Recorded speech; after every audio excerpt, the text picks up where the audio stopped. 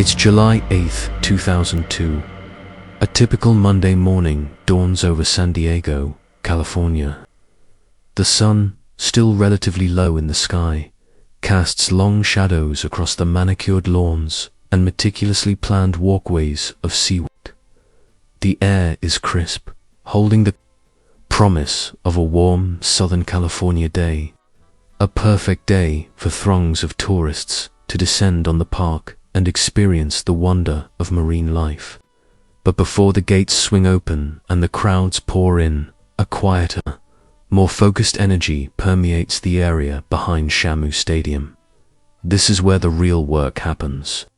The meticulous preparation that transforms raw animal behavior into the spectacular, crowd-pleasing performances that SeaWorld is known for.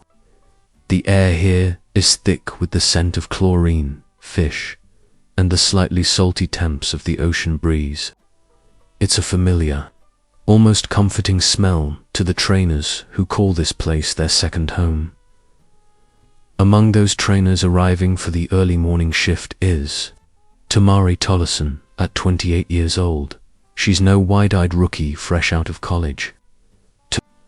Is a seasoned veteran, a senior trainer with years of experience under her belt. She carries herself with a quiet confidence, a blend of professionalism and genuine affection for the animals she works with. Tamarie isn't just going through the motions. She's genuinely passionate about her job. She believes in the power of education, in the ability to connect people with the ocean through these incredible creatures. She sees the training process not as domination, but as a collaboration, a partnership built on mutual respect and understanding. Tamarie walks with purpose towards the back pools of Shamu Stadium, a complex of interconnected tanks hidden from the view of the general public.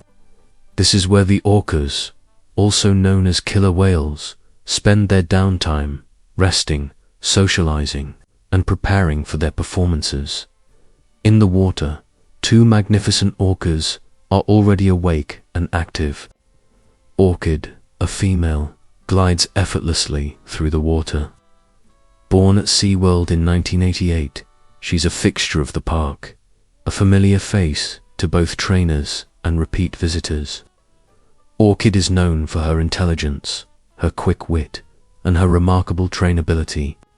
She picks up new cues quickly and seems to enjoy the mental stimulation of learning new behaviors.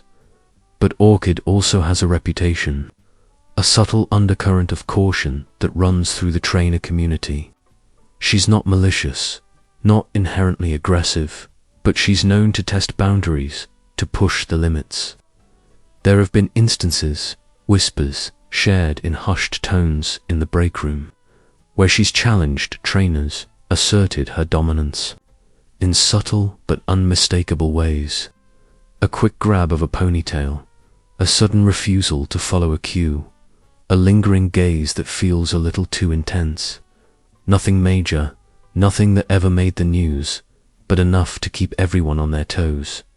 The other orca in the pool is Splash, a large male. He's physically imposing, a powerful specimen transferred from SeaWorld San Antonio a decade earlier. Splash is less overtly assertive than Orchid, but his sheer size and strength command respect. He's known to be a bit slower to respond to commands, requiring a more patient and persistent approach. His training history is a bit more complicated than Orchid's. He sometimes exhibits bursts of unpredictable energy, a restlessness that can be challenging to manage.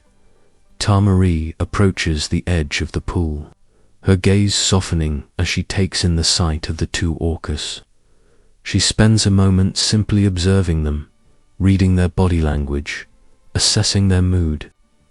This is a crucial part of her job, understanding the nuances of their behavior, anticipating their needs. She communicates with the orcas through a combination of vocalizations, hand signals, and tactile cues. A series of high-pitched whistles and clicks, gentle taps on their bodies, specific gestures that convey meaning. The orcas respond in kind, their own language of clicks, whistles, and breaches echoing back and forth. Today's session is meant to be a relatively low-key affair. No large crowds, no elaborate tricks, just a simple reinforcement session. A chance to solidify existing behaviors and build trust. The goal is to prepare Orchid and Splash for the day's performances, ensuring they're mentally and physically ready for the demands of the show. The session will involve basic recall exercises, where the orcas are called from one side of the pool to the other, rewarding them with fish and positive reinforcement when they respond correctly. It will also include some simple cooperative behaviors, tasks that require the two orcas to work together, strengthening their bond and promoting social harmony. From the deck above, other trainers are already in place, monitoring the session, ready to provide support and assistance if needed. They carry cue boards, clipboards filled with detailed notes on the orca's behavior, training schedules, and safety protocols. They also have radios clipped to their belts, allowing them to communicate with each other and with other members of the SeaWorld team. The atmosphere is calm, professional, and controlled. Everything feels routine, familiar. It's a well-rehearsed dance, a carefully choreographed interaction between humans and animals. But even in this seemingly predictable environment, there's always an element of the unknown, a constant awareness of the inherent power and unpredictability of these magnificent creatures. The trainers know this. They live with it every day. It's a part of what makes their job so challenging and so rewarding. Tamarie steps into the water. No hesitation, no sign of apprehension. Just a confident stride, a familiar immersion into the world of the Orcas. She knows these animals. She trusts them, or so she believes. She smiles, ready to begin another routine session, unaware that this particular morning will soon become anything but. Unaware that within minutes, this familiar scene will descend into chaos, a life or death struggle that will forever change her life and the future of SeaWorld itself. The morning of July 8, 2002, at Shamu Stadium was ordinary. So ordinary, in fact, that those who witnessed what came next would forever grapple with the unsettling juxtaposition of the mundane and the horrific. Tamarie Tollison, a seasoned senior trainer, was in the water with Orchid and Splash to Orcas. She knew well. The session, as we mentioned, was a pre-show conditioning exercise, a routine designed to reinforce commands and build the essential bond between trainer and whale. But as Tamarie moved through the water, communicating with Orchid and Splash, the atmosphere shifted. It wasn't a sudden burst of aggression, not a roaring display of dominance. It was far more subtle, a silent signal that the carefully constructed order of Shamu Stadium was about to crumble. According to witness accounts, Orchid, without warning, turned towards Tamarie with an abrupt and calculated motion. In a heartbeat, she clamped her powerful jaws around Tamarie's foot. Imagine that for a moment. 1 second, you're floating, focused, breathing in the familiar scent of chlorine. The next, you're being dragged down into the depths by an animal capable of crushing bone with a single bite. The radio crackled to life. Someone on the deck shouted, but their words were swallowed by the chaos that was about to erupt. Then, compounding the terror, Splash joined in. Surging up from below, the massive male orca, a torpedo of muscle and blubber, added his immense strength to the unfolding drama. The pool, once a controlled environment, became a churning vortex as the two whales pulled Tamarie in different directions. Her body twisted violently beneath the surface, dragged deeper and deeper, further and further away from the sunlight. From the deck, her fellow trainers could only watch in horror, their worst nightmare unfolding before their eyes. The panic was palpable. Years of training, countless hours spent perfecting routines, all seemed to dissolve in the face of this raw, primal display of power. Recall, recall. The desperate cry pierced the air. It was the emergency signal, a command designed to immediately halt any activity and bring the whales back to the trainers. But this time, it was as if the whales didn't hear it, or perhaps chose to ignore it. They didn't release their grip. They continued to drag Tamarie down, deeper into the watery abyss. Those few seconds, those agonizing, protracted moments, stretched into an eternity. Tamarie fought, of course. She struggled to break free, to push away from the relentless pull of the whales, but she was hopelessly outmatched. Her limbs flailed, her lungs burned, and the water, once her element, now became her enemy. Down below, the world was a swirling blur of grey and black.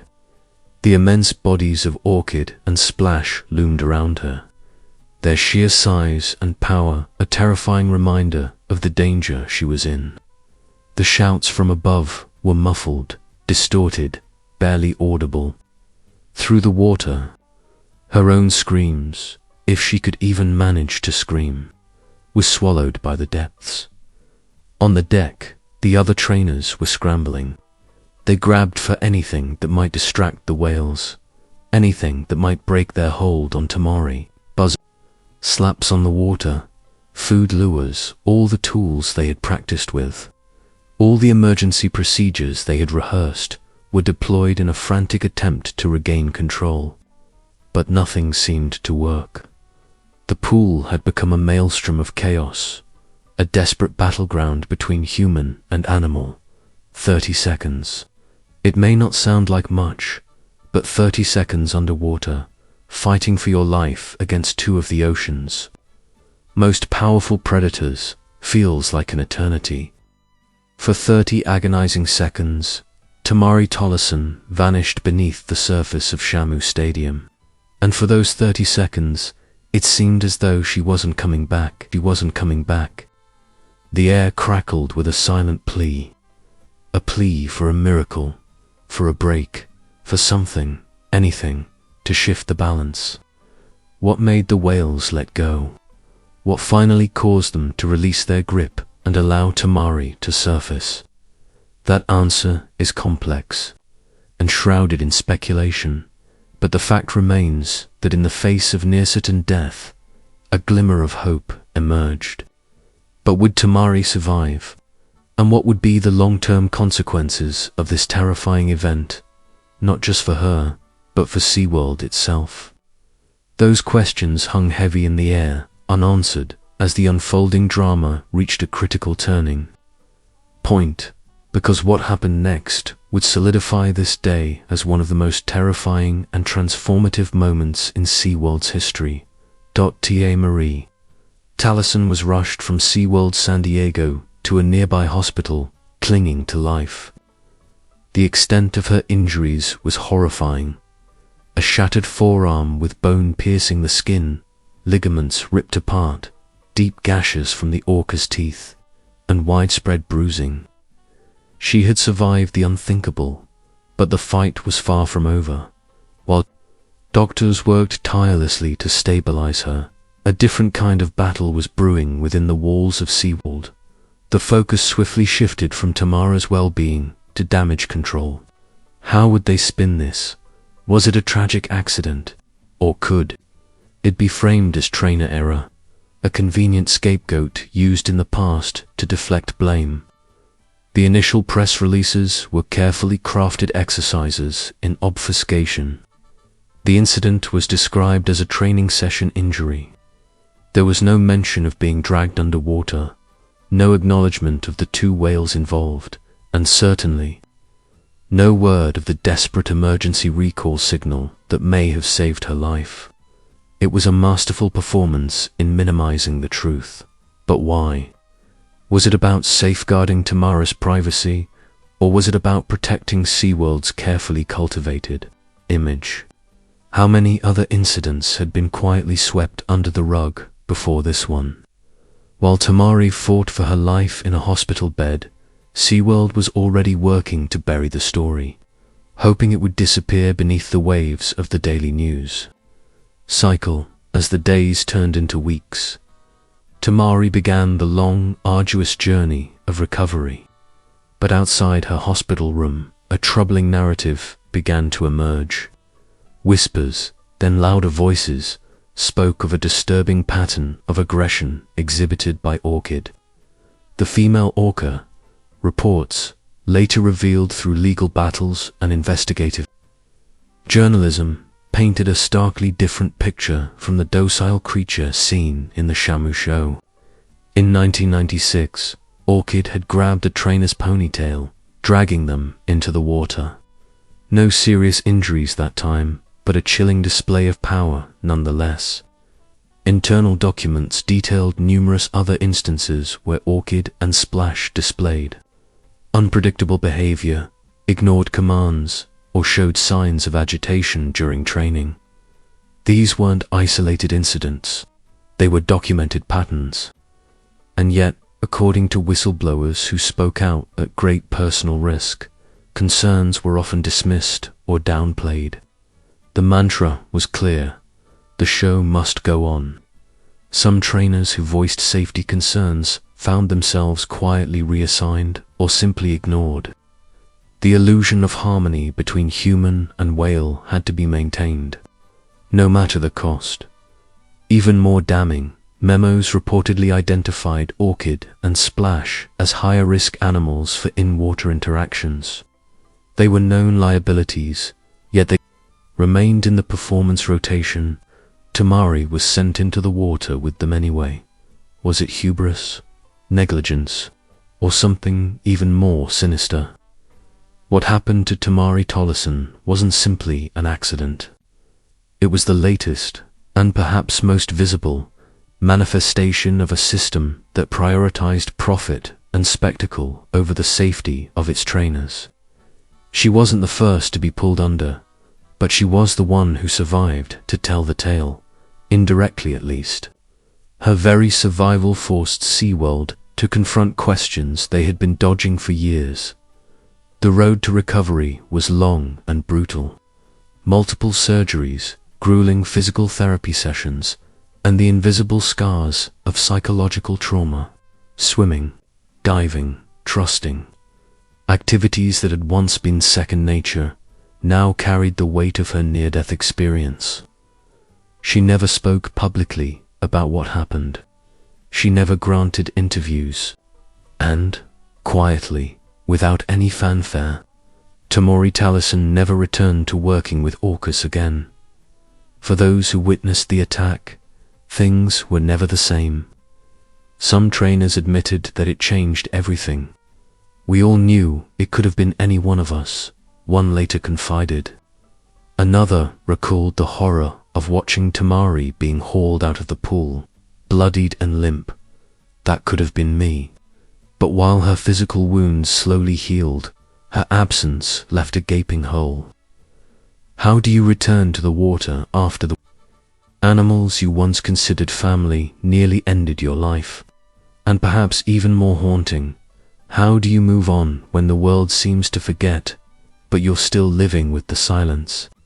While Tamarie vanished from the spotlight, Orchid and Splash remained at Shamu Stadium, performing for cheering crowds.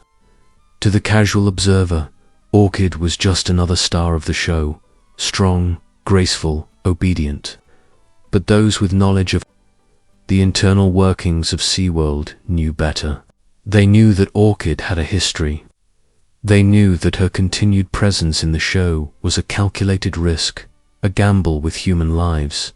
And Splash, the other orca involved in the attack, continued to perform for several more years, until he was eventually retired. Not due to any disciplinary action, but officially due to age and health concerns. His role in Tamarie's near-fatal encounter was conveniently downplayed. The official narrative was carefully maintained. A training-related accident, nothing more. The warning signs had been ignored. The concerns had been dismissed. Tamarie Tollison had nearly paid the ultimate price.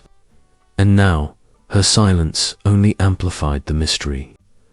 If the whales were still performing, and the trainer had vanished, what was SeaWorld desperately trying to conceal?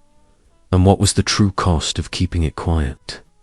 A brief segment about the incident aired on a local news channel.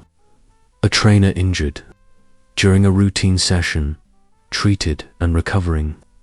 The message was tightly controlled, sanitized.